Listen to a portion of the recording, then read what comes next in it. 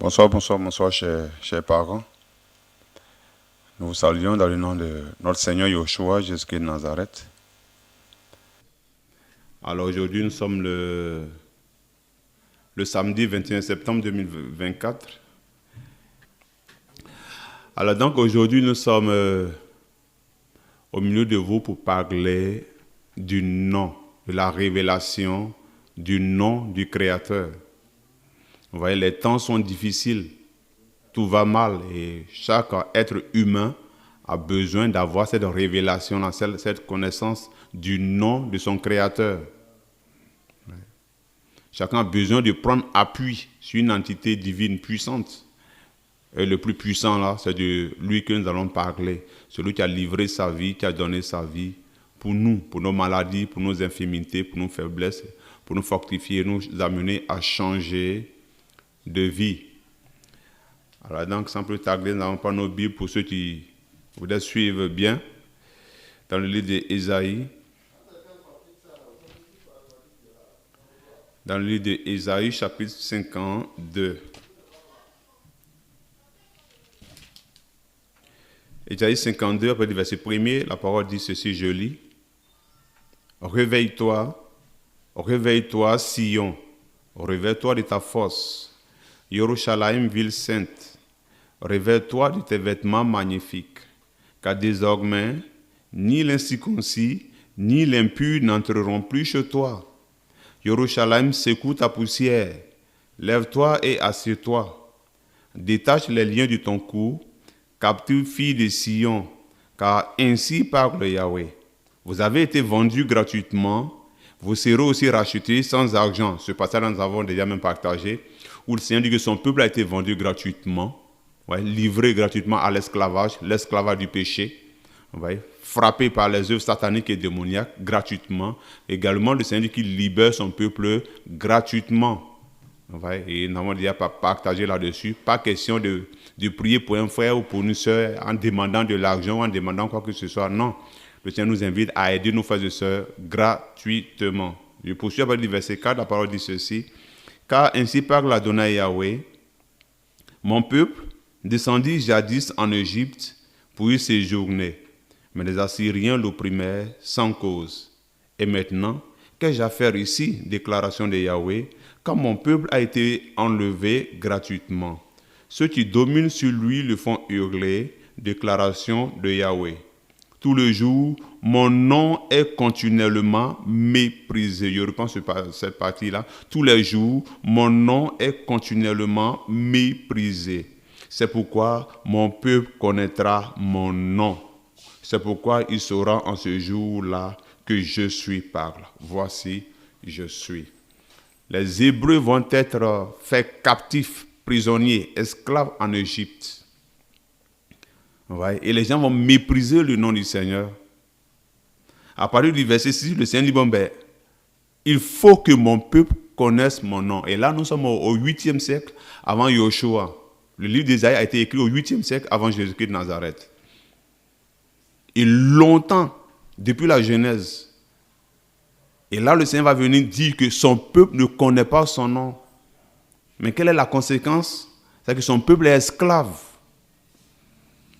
Aujourd'hui, il y a plusieurs personnes qui sont esclaves, qui sont égarées, qui sont liées, qui sont malmenées par les forces ténébreuses. Pourquoi? Parce qu'ils sont ignorants.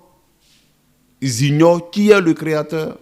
Ils ne connaissent pas le nom du Sauveur. Alors que ce nom est tellement merveilleux, tellement beau, tellement puissant, qu'il libère gratuitement et gracieusement. Mais le Seigneur dit que son peuple ne connaît pas son nom. Donc là, Isaïe va dire, le peuple doit connaître le nom du Créateur, le nom du Sauveur. Mon frère, ma soeur, connais-tu véritablement le nom du Créateur? Ce beau nom-là, tu peux te libérer, te restaurer. Je reprends le verset 6. C'est pourquoi mon peuple connaîtra mon nom. Cela voudrait dire qu'il est vraiment important que chaque être humain connaisse le nom de son libérateur. La connaissance du nom. À la suite, nous comprendrons tous pourquoi est-ce que le Seigneur voudrait que chaque être humain connaisse son nom. C'est pourquoi de toute éternité, depuis le développement de l'histoire de l'humanité, le Seigneur n'a fait que se révéler, se révéler, se révéler. Et chaque fois qu'il se révèle, il se présente à nous les humains. Dans le livre de Daniel 11, le Seigneur a dit ceci.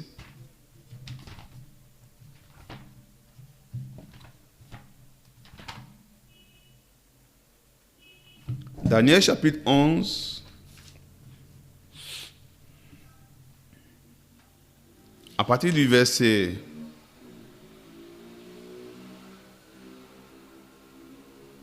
Daniel chapitre 11, à partir du verset 32, la parole dit ceci.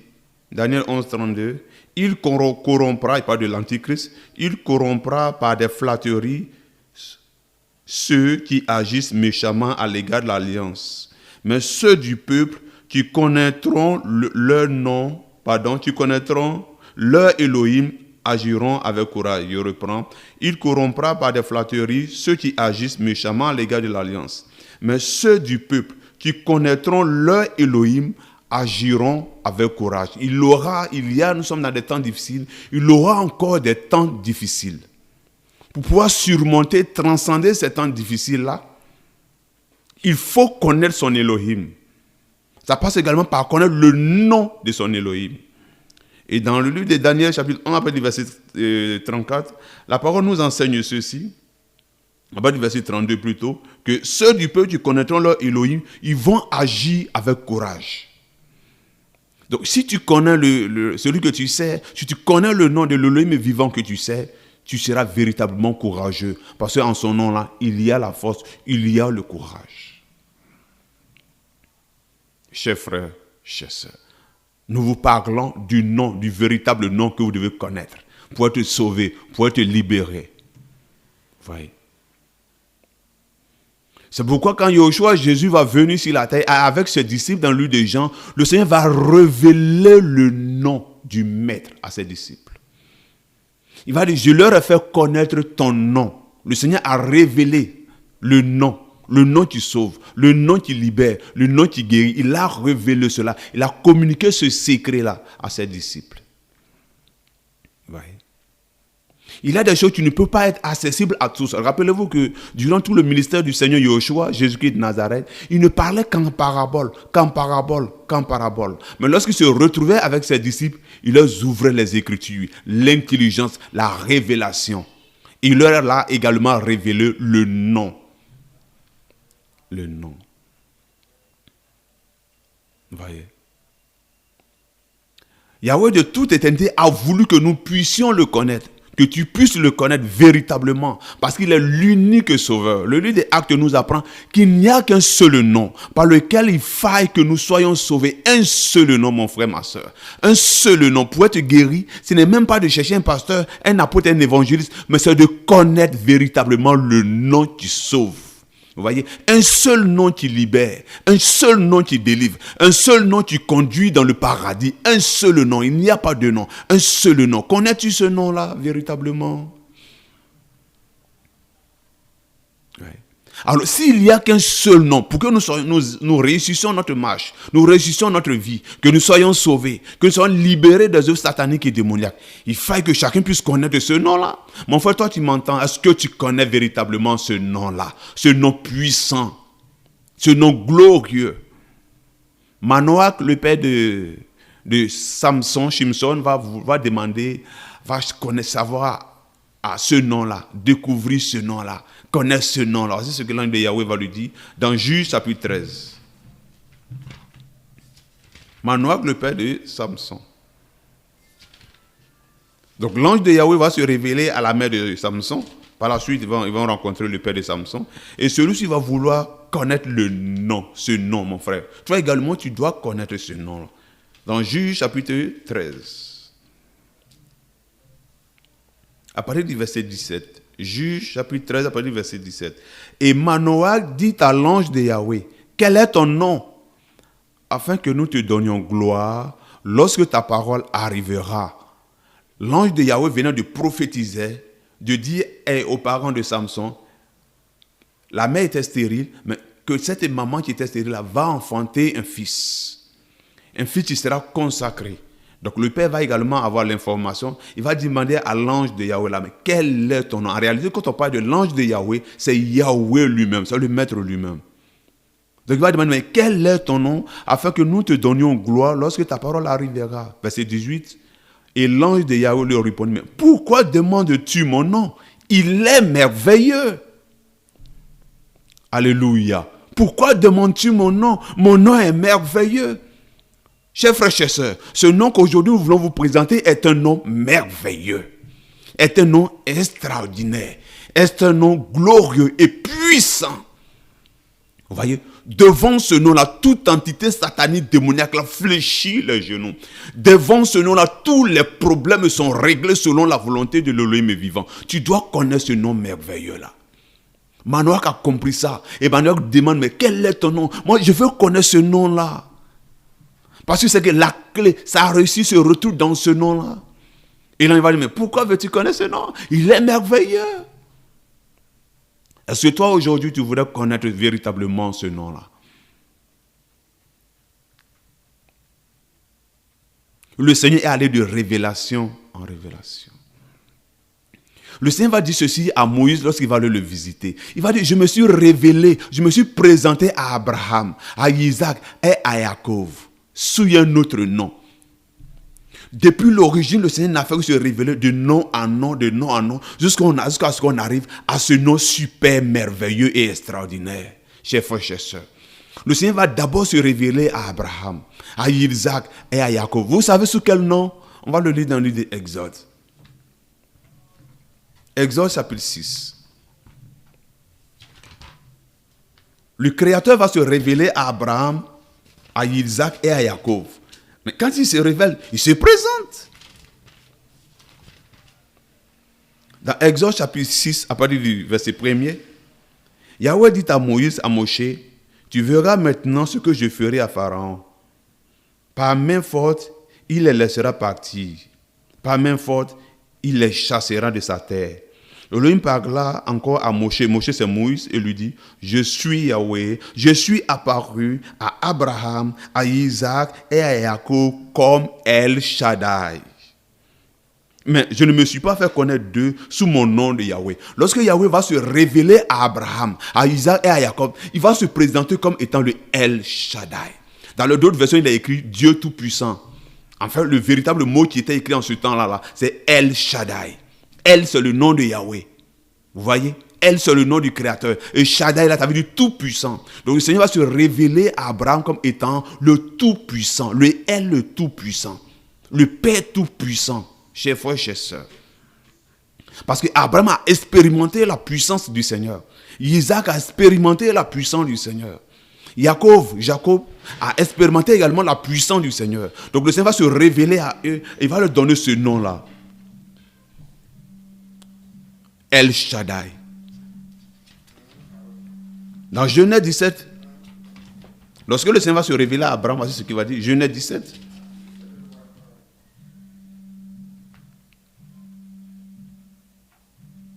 Dans Genèse 17, à partir du verset 1er, le Seigneur dit ceci. Lorsque Abraham devint fils de 99 ans, Yahweh apparut à Abraham et lui dit, je suis El Shaddai. Marche en face de moi et sois intègre. Donc lorsque le Seigneur va se révéler à Abraham, il va se présenter à lui comme se nommant, s'appelant El Shaddai. Ensuite, à la longue, le Seigneur va également se révéler à Moïse. En plus d'Abraham, Isaac et Jacob, le Seigneur va par la suite se révéler à Moïse. Quand également va se révéler à Moïse dans le buisson ardent, le Seigneur va une fois de plus se présenter à Moïse. Mais cette fois-ci, il ne va pas se présenter à Moïse comme se nommant El Shaddai. Exode chapitre 3. Nous vous parlons de la révélation du nom du Sauveur. Pour que vous connaissiez ce nom qui peut vous libérer, vous guérir, vous restaurer. Soyez à l'écoute, chers frères, chers sœurs. Le nom du Sauveur. Dans Genèse chapitre 3, à partir du verset 13, donc Moïse va rencontrer le Seigneur va se révéler à Moïse dans le buisson ardent. Et le Seigneur va envoyer Moïse vers ses frères. Voici ce que Moïse va dire.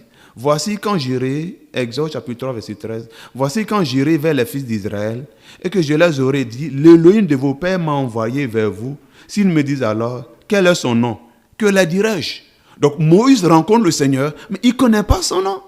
Le Seigneur envoie Moïse. Et Moïse va dire au Seigneur, tu m'envoies vers ton peuple. Mais s'il m'envoie, je leur parle. Et qu'il me demande même, mais qui t'a envoyé? Que vais-je leur dire? Après le verset 14, voici ce que le Seigneur va dire. Elohim dit à Moïse, je suis qui je serai. Alléluia. Je suis qui je serai. En hébreu, Aya, Asher, Aya. Je suis qui je serai. Il dit aussi, tu parleras ainsi aux fils d'Israël, je suis m'a envoyé vers vous. Aya m'a envoyé vers vous. Le Aya, le Ya là qui a donné Yahweh. Donc le Seigneur va se révéler à Moïse comme se nommant Yahweh. Il poursuit même pour dire après le verset 15, Elohim dit encore à Moïse, tu parleras aux fils d'Israël, Yahweh, l'Élohim de vos pères, l'Élohim d'Abraham, l'Élohim de Isaac et l'Élohim de Jacob m'a envoyé vers vous. C'est là son nom, c'est là son nom. Le nom du Tout-Puissant, Yahweh. Vous voyez? Il va se révéler à Abraham comme El Shaddai. Ensuite, il va se révéler à Moïse, mais sous un autre nom, Yahweh. Il va dire que c'est là son nom. Vous voyez? Mais dans d'autres versions bibliques, à partir du XVIe siècle, en 1533, Pierre Robert Olivetan va transformer le nom Yahweh en l'Éternel. Alors qu'en réalité, ce n'est pas le nom en réalité qui était écrit, ce n'est pas éternel. Le nom c'est Yahweh. Et quand on prend l'ancienne alliance, ce qu'on a tendance à appeler Ancien Testament là, le nom Yahweh est répété plus de 5000 fois. Vous voyez, après Yoshua Jésus, plus de 1500 années, après de 1533, Pierre Robert Olivetan va changer le nom là dans les traductions bibliques, dans la Bible qu'il va traduire là, et il va changer le nom Yahweh là, en l'Éternel. C'est pourquoi vous aurez des versions bibliques où il y a écrit l'Éternel, l'Éternel, l'Éternel, l'Éternel. Voilà. En réalité, le mot, ce n'est pas éternel. En hébreu, le mot éternel là, c'est Olam. Mais là, quand le Seigneur se présente à Moïse, il ne dit pas je m'appelle Olam, mais il dit je m'appelle Yahweh. C'est vrai, ça souligne son caractère éternel, mais ce nom qu'il va révéler là, c'est Yahweh. Vous voyez, chers frères et chères sœurs?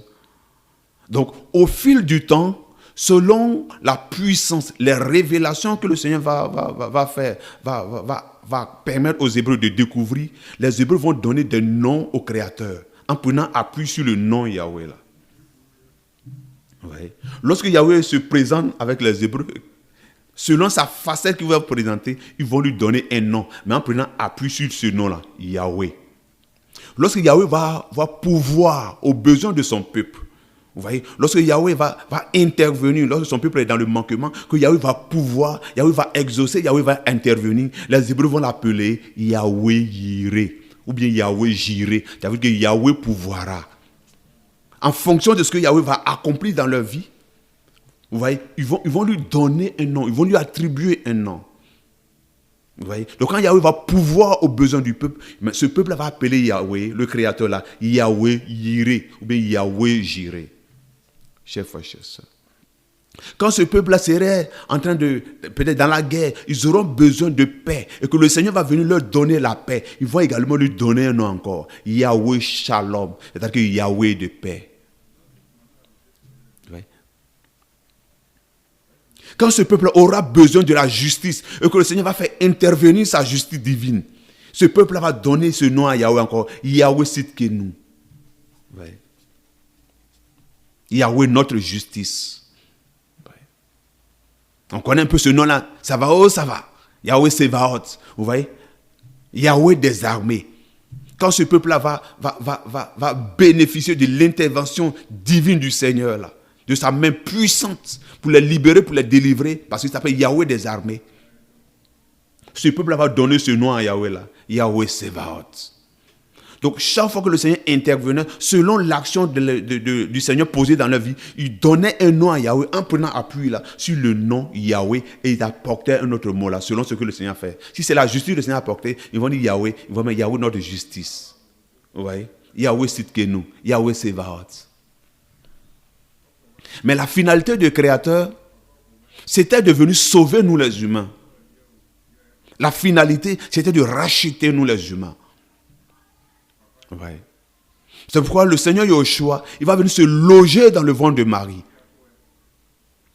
Le Lémé vivant va quitter son trône pour venir sur la terre des humains.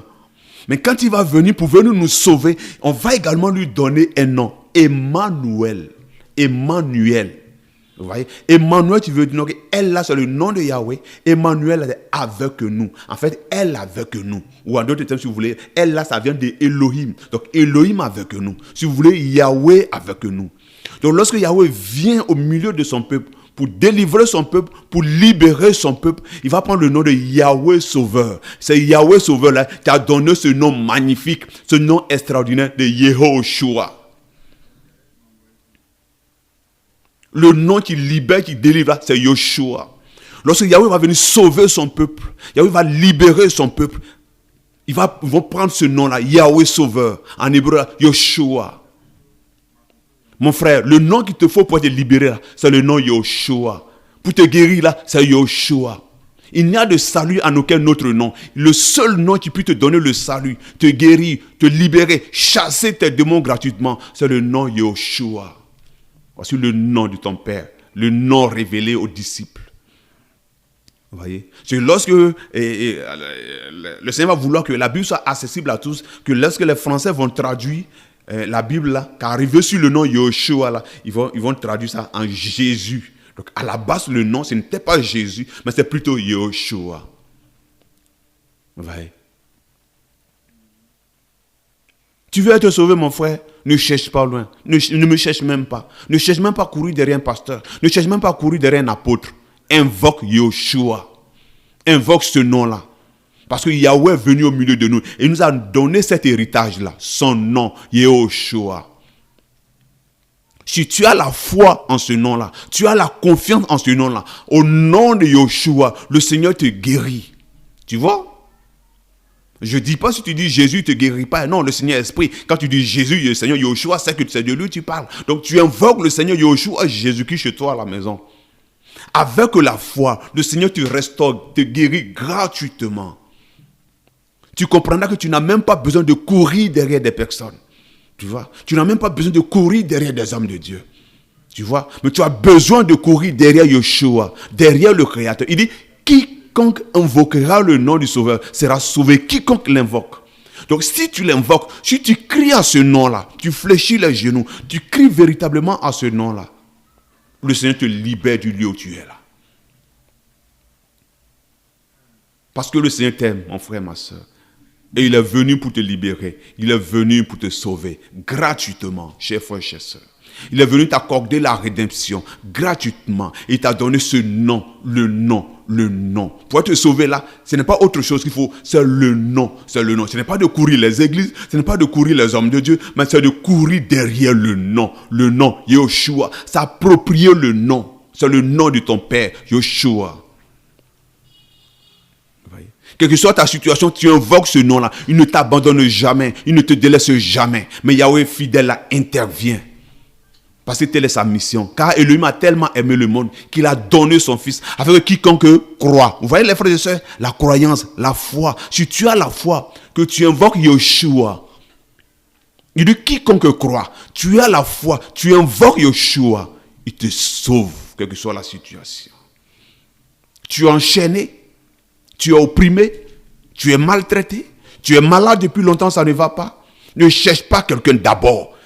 Crie d'abord à Yoshua, véritablement. Et aie la foi en lui. Mets ta confiance en lui. Mets ton espoir en lui. Mets tout ton devenir en lui. Nous vous présentons le nom qu'il faut pour vous guérir, vous restaurer. Yoshua, Jésus-Christ de Nazareth.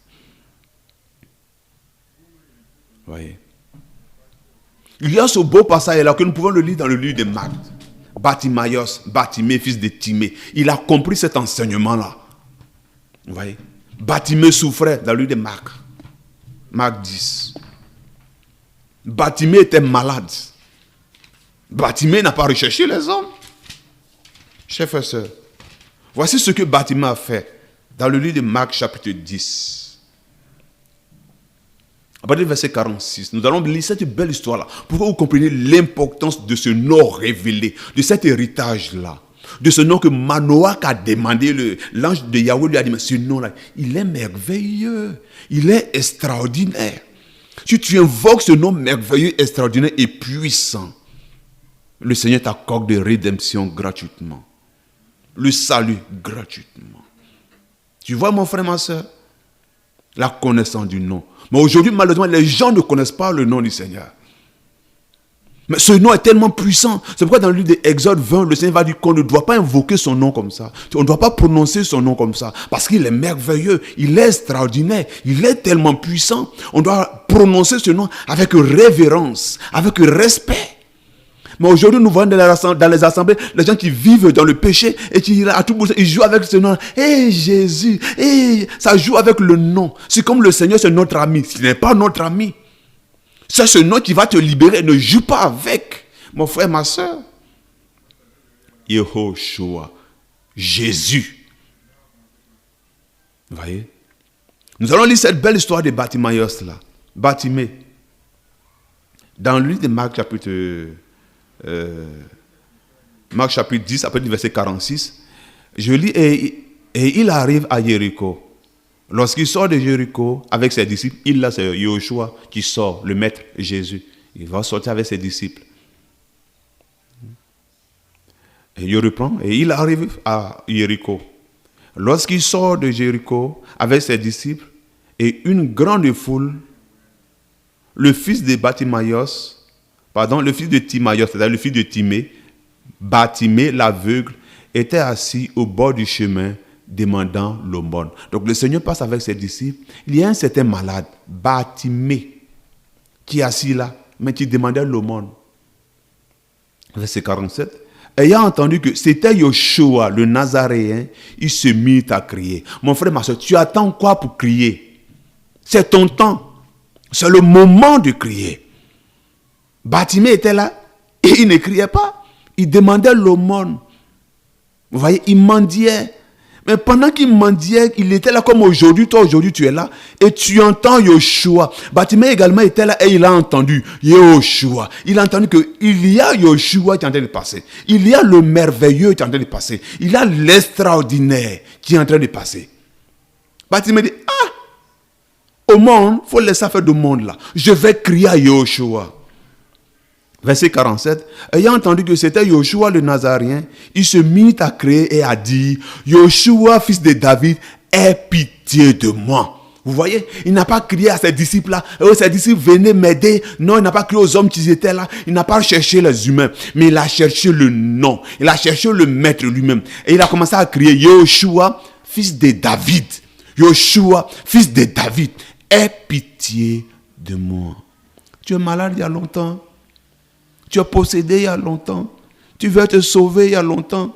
Tu veux sortir du péché il y a longtemps. Tu ne sais pas comment faire. Tu es aveugle, tu es paralysé, tu as tension, tu as diabète, tu as telle maladie. Depuis tu tapes aux portes, ça ne va pas.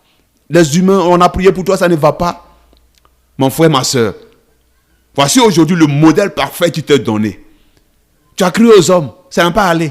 D'accord. Voici la solution. Crie à Yehoshua. Du lieu où tu es là, fléchis les genoux. Aie foi en Elohim vivant et crie à ce puissant nom-là. Yoshua de Nazareth. Jésus. Tu verras la puissante main du Seigneur dans ta vie. Verset 48. Et beaucoup le réprimandaient d'une manière tranchante pour le faire taire. Mais il criait beaucoup plus fort. On lui disait, non mais arrête de crier Yoshua. Mais lui il n'écoutait pas ça. Comme aujourd'hui, ta situation là, la maladie dans laquelle tu es là, depuis tu cries, tu ne vois pas, tu n'as pas exaucement, tu es découragé, tu ne veux plus prier. Non, fais comme Bartimée, plus encore plus fort. Tu vois, invoque encore plus fort le Seigneur Yoshua. Tu vois, persévère avec foi et fais confiance, crie à lui de tout ton cœur, de toute ton âme, de tout ton esprit. Il faudrait que le Seigneur sache qu'il est ton espérance. Vous voyez, chers frères et sœurs? Verset 49, je reprends le verset 48. Et beaucoup le réprimandaient d'une manière tranchante pour le faire taire. Mais il criait beaucoup plus fort. Fils de David, Yoshua, fils de David, aie pitié de moi. Mon frère, crie à Yoshua, demande-lui d'avoir pitié de toi. Il est compatissant. Sa parole nous dit, sa parole me dit, sa parole te dit que ses bontés se renouvellent chaque matin. Chaque matin, sa bonté se renouvelle. Il est le miséricordieux, compatissant, lent à la colère et riche en bonté. Donc, tu attends encore pour invoquer Yehoshua dans ta vie, mon frère, ma soeur. Tu veux te convertir, c'est le moment. Invoque Yehoshua. Invoque Jésus-Christ de Nazareth. Il est l'unique solution. Si tu es bouddhiste, tu es musulman, quelle que soit la religion que tu pratiques, regarde vers Yehoshua, regarde vers Jésus. Il y a son nom seul qui peut te sauver. Et le salut ne vient pas d'ailleurs. Le salut là, c'est Yehoshua, Jésus-Christ de Nazareth. Regardez ce qui va se passer d'extraordinaire dans la vie de Bartimaeus. Verset 49, et Yehoshua s'étant arrêté, dit, appelez-le. Vous voyez comment il est bon. Le Seigneur, en tant que Bartimaeus l'appelle, le Seigneur ne va pas dire, Bartimaeus, laisse-moi. Le Seigneur va dire, faites-moi venir Bartimaeus. Appelez-le.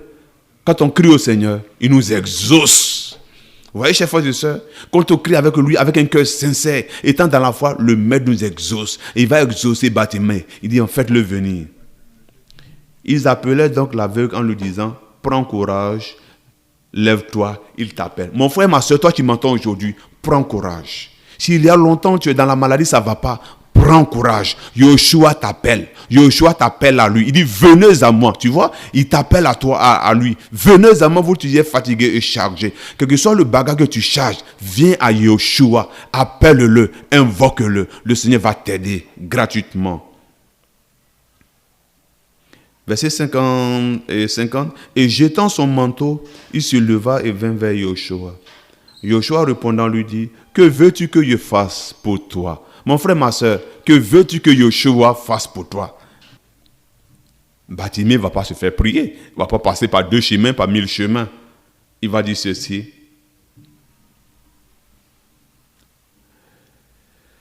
Et l'aveugle lui dit, Rabouni, ça veut dire maître, que je recouvre la vue. Et bon, je suis aveugle, Seigneur, Yehoshua, je veux voir clair. Et Yehoshua lui dit, va, ta foi t'a sauvé. Mon frère, ma soeur, toi qui invoques le Seigneur, invoque-le avec la foi. Le Seigneur va dire à Bartimaeus, va, ta foi t'a sauvé. Vous voyez ce qui a sauvé Bartimaeus? Il a crié au nom Yehoshua à Jésus en ayant la foi. Ça lui a octroyé la guérison. Vous voyez? Et immédiatement, il recouvra la vue et suivit Yehoshua dans le chemin. Vous voyez la foi? La prière de la foi, en invoquant le nom Yehoshua, le nom Jésus, invoque ce nom-là avec confiance, avec la foi. Tu vois, le Seigneur nous a donné cet héritage-là, son nom, pour que nous soyons sauvés. On peut lire encore une belle histoire. Belle histoire avec les apôtres dans le livre de Actes, chapitre 3. Cette belle histoire. Actes chapitre 3. Verset 1er. Beaucoup d'enseignements. Acte 3. Or, Pétros et Pierre et Yohanan montaient ensemble au temple à l'heure de la prière, la 9e heure. Donc, il y a Pierre et Jean qui montaient au temple pour aller prier. L'homme portait un certain homme qui était boiteux dès le ventre de sa mère, et on le plaçait chaque jour vers la porte du temple, appelée la Belle, pour demander l'aumône à ceux qui entraient dans le temple. Cet homme, voyant Pierre et Jean qui allaient entrer dans le temple, les suppliait pour recevoir l'aumône. Mais Pierre, de même que Jean, fixant les yeux sur lui, lui dit, « Regarde-nous ». Et il les regardait attentivement, s'attendant à recevoir d'eux quelque chose. Mais Pétros lui dit, « Je n'ai ni argent, ni or, mais ce que j'ai, je te le donne. Au nom de Yehoshua Mashiach le Nazaréen, c'est-à-dire au nom de Jésus-Christ le Nazaréen, lève-toi et marche. » Et le saisissant par la main droite, il le fit lever. Immédiatement, la plante et les chevilles de ses pieds devinrent fermes. Et sautant, il se tint debout et il marchait. Et il entra avec eux dans le temple, marchant, sautant et louant Elohim. Par le verset 9 de Acte 3. Et tout le peuple le vit marchant et louant Elohim, et reconnaissant que c'était celui-là même qui était assis vers la belle porte du temple, pour l'aumône, il fut rempli d'admiration et d'étonnement de ce qui lui était arrivé. Et comme le boiteux qui avait été guéri tenait par la main Pierre et Jean, tout le peuple étonné se précipita vers eux au portique qu'on appelle chez le mot. Waouh, quelle belle histoire. Un boiteux dès le ventre de sa maman qui demandait l'aumône. Il va voir Pierre et Jean, il va demander l'aumône. Pierre et Jean vont lui dire, nous on n'a pas l'argent, on n'a pas l'or, mais ce qu'on a là, nous on te donne ça. Chers frères et sœurs, je n'ai pas en cette soirée de l'argent à vous donner, je n'ai pas de l'or à vous donner, je n'ai pas de grosses voitures à vous donner, mais ce que j'ai, je vous donne. Et je vous donne ce nom-là, Yoshua, Jésus-Christ de Nazareth. Ce nom-là qui va changer votre destinée, qui va changer votre vie, qui va changer votre histoire. Vous voyez, chers frères et sœurs, ils ont communiqué la vie qu'ils avaient là, dans le nom de Yoshua, au boiteux. Celui-ci a commencé à marcher. Vous voyez? Mais comme de façon humaine, quand il y a ces genres de miracles d'action, les gens aiment s'arrêter sur nous les humains. Vous voyez? Quand tu pries qu'un frère est guéri, c'est sur toi on s'arrête. Ah non, mon frère, merci. Ah vraiment, tu m'as aidé. C'est comme nous on guérit. Ce n'est pas nous qui guérissons. C'est Yoshua Jésus qui guérit. D'ailleurs, si je t'ai imposé la main que j'ai prié, tant que Yoshua n'a pas voulu que tu sois guéri, tu ne seras jamais guéri. Bien qu'il m'ait donné le don, mais c'est lui qui utilise ce don-là pour guérir, pour restaurer. Donc, il laisse la star qui mérite toute la gloire. Mais malheureusement, tous ces Hébreux qui étaient là, au lieu de donner gloire à l'Élohim vivant, mais ils vont regarder Pierre et Jean, c'est comme ce sont des gens extraordinaires qui ont posé des actions extraordinaires. Mais ce que j'aime dans ce passage, c'est que Pierre et Jean vont les recadrer, vont les orienter vers le véritable. À partir du verset 12, la parole dit ceci. Mais Pierre, voyant cela, dit au peuple, hommes israélites, mais pourquoi vous vous étonnez-vous de cela? Et pourquoi avez-vous les yeux fixés sur nous, comme si c'était par notre puissance ou notre piété que nous l'avons fait marcher? Mais l'Élohim d'Abraham, de Isaac et de Jacob, l'Élohim de nos pères, a glorifié son fils Yehoshua. Vous voyez, il a glorifié son fils Yehoshua. Chers frères et chères sœurs, que vous avez livré et renié devant Pilate, quoique jugea qu'il devait être relâché. Mais vous avez renié le saint et le juste. Vous avez demandé qu'on vous accorde la grâce d'un homme qui était un meurtrier. Vous avez fait mourir le prince de la vie que l'homme a ressuscité entre les morts. Ce dont nous sommes témoins. Verset 16. C'est par la foi en son nom. Vous voyez, chers frères, c'est par la foi en son nom. Ce monsieur a été guéri par la foi en son nom. Quel est ce nom-là? Yoshua. Par la foi en nom de Yoshua, au nom de Jésus-Christ de Nazareth.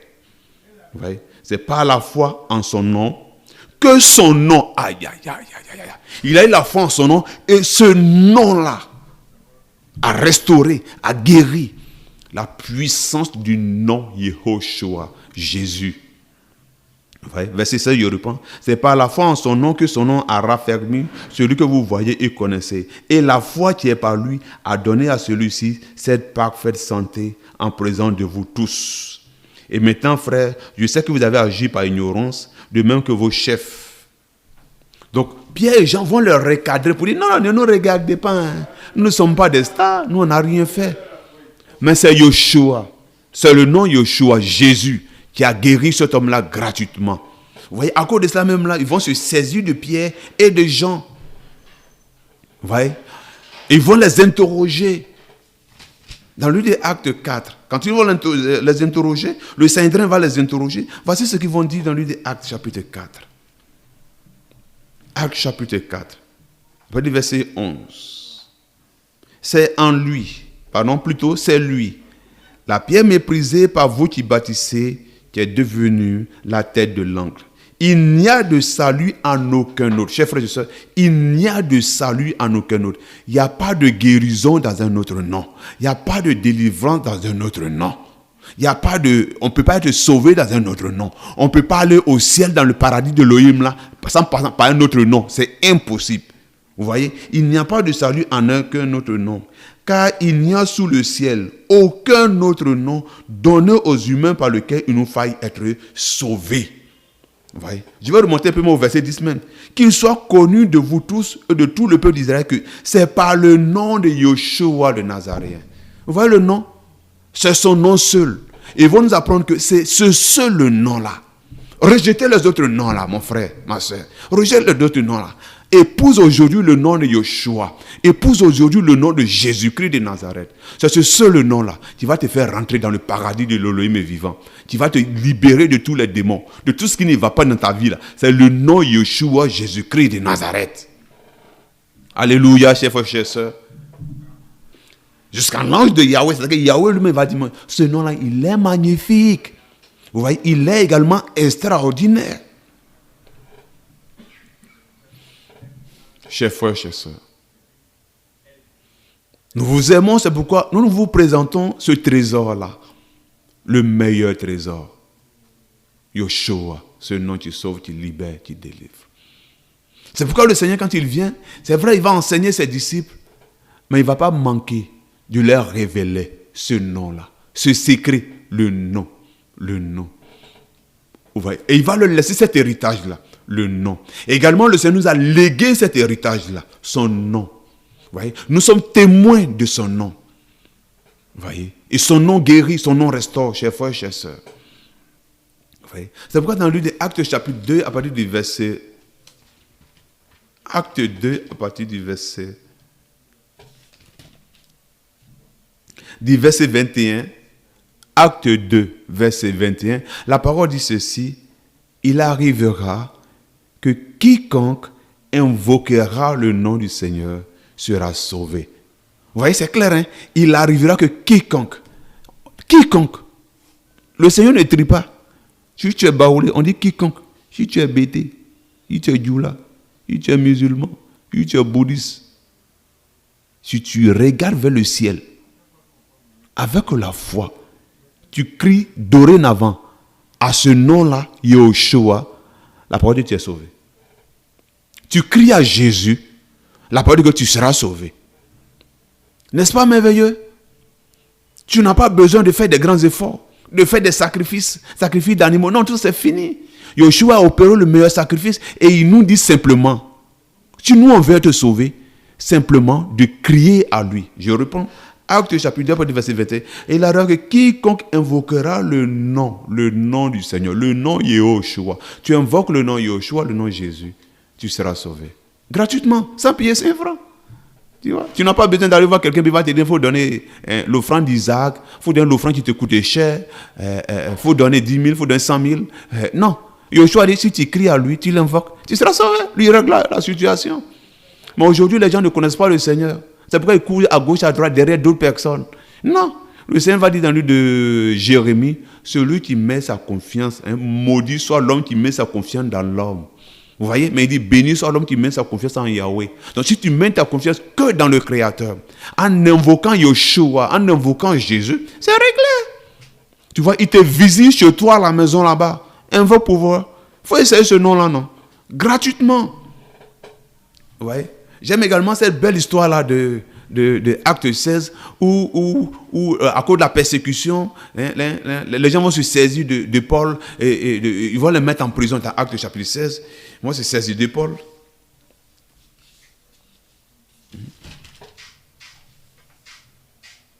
Acte chapitre 16.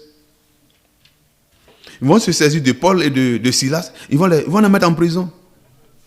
Mais étant en prison, il y a une chose extraordinaire qui va se passer. Vous voyez? La prison sera ébranlée. Les portes de prison vont s'ouvrir.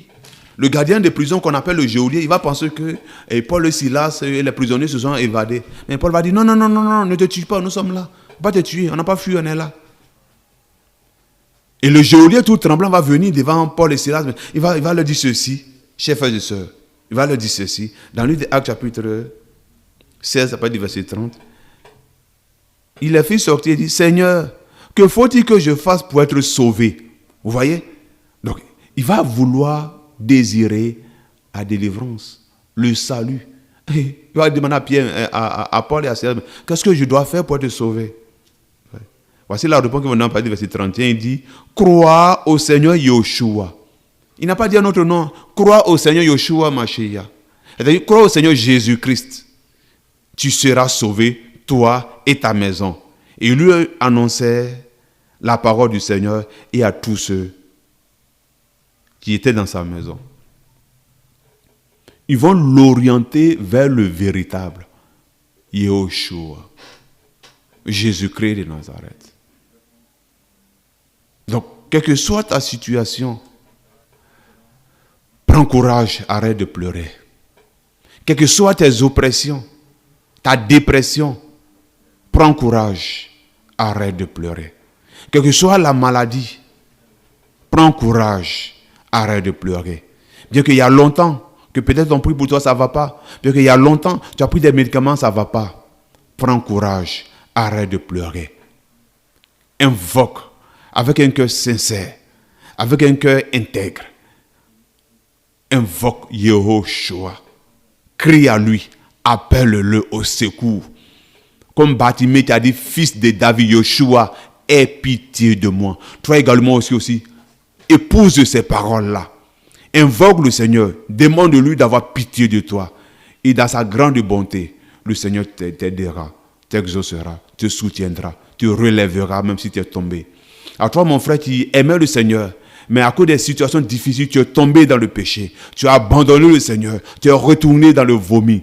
Sache que le Seigneur ne t'a pas encore rejeté. Tu vois, ressaisis-toi. Crie à Yehoshua. Repends-toi. Invoque ce bon nom, ce puissant nom. Le Seigneur est puissant pour te restaurer, pour te rétablir, pour te relever. Tu vois, à cause de son amour pour toi. Dans le livre de Romains, chapitre 10,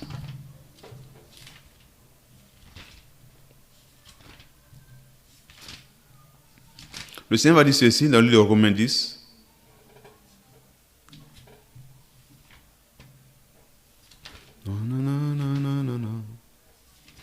Béni soit le Seigneur pour ce message. Romains chapitre 10, le Seigneur dit ceci à partir du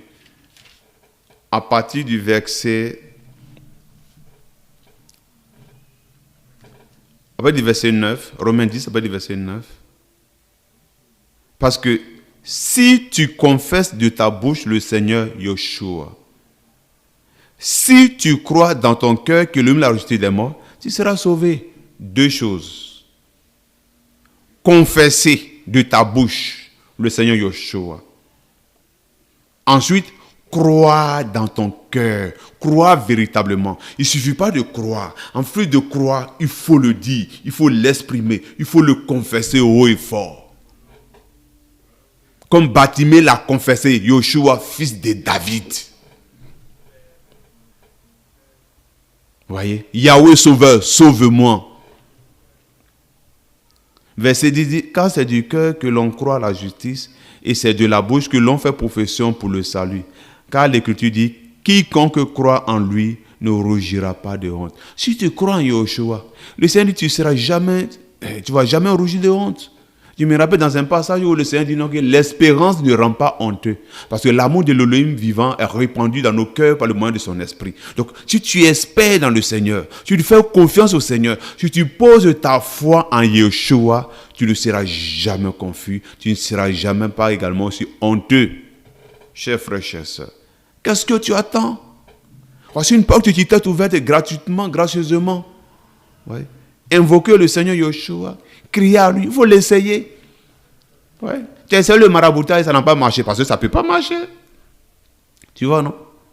Tu as de voir les féticheurs, les marabouts, ça n'a pas marché. Oui, mais c'est normal, ça ne peut pas marcher. Tu vois? Tu es allé taper ailleurs, ça n'a pas marché. Les Nganga, ça n'a pas marché. Tu as couru ça et là, les hommes du tout, ça n'a pas marché. C'est normal. Tu vois? Tu as invoqué d'autres entités, ça n'a pas marché. Ça ne te coûte rien. Viens goûter combien de fois Yeshua est bon. Viens expérimenter ce nom-là. Yehoshua. C'est-à-dire que, étant même chez toi à la maison, c'est extraordinaire ce puissant nom-là.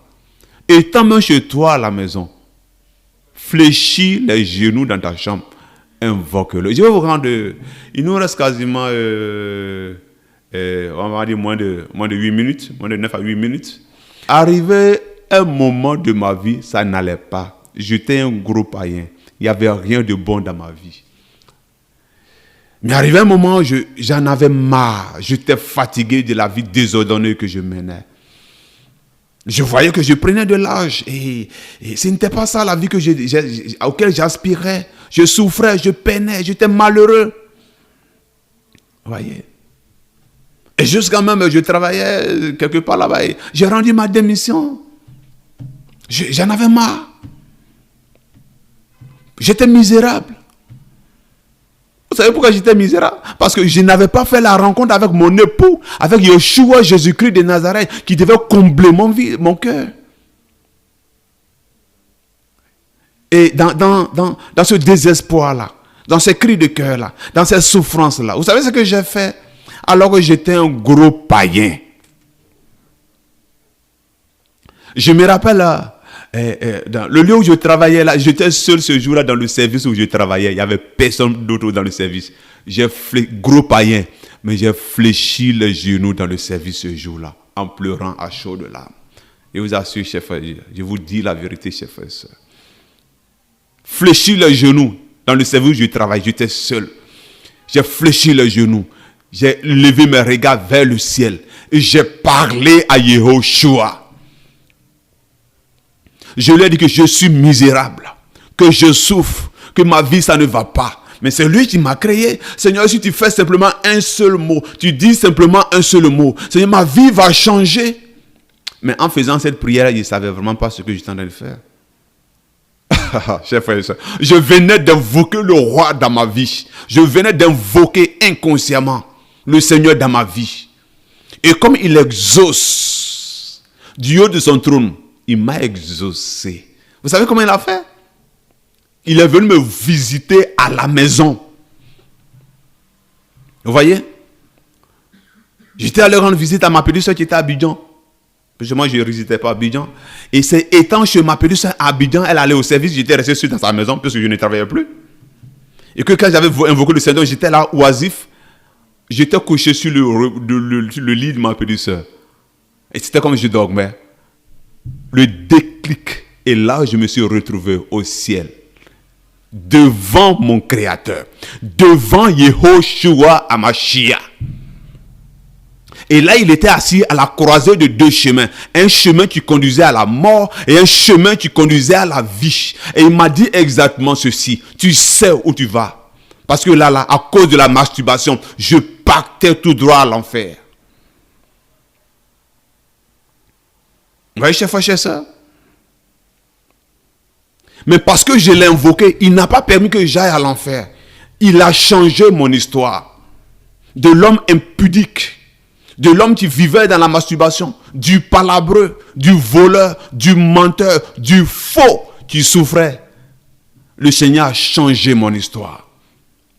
Et je vous assure, il m'a même donné un nouveau boulot, un travail extraordinaire, qui me permet de me prendre en charge, de prendre ma famille en charge, d'aider également mes prochains.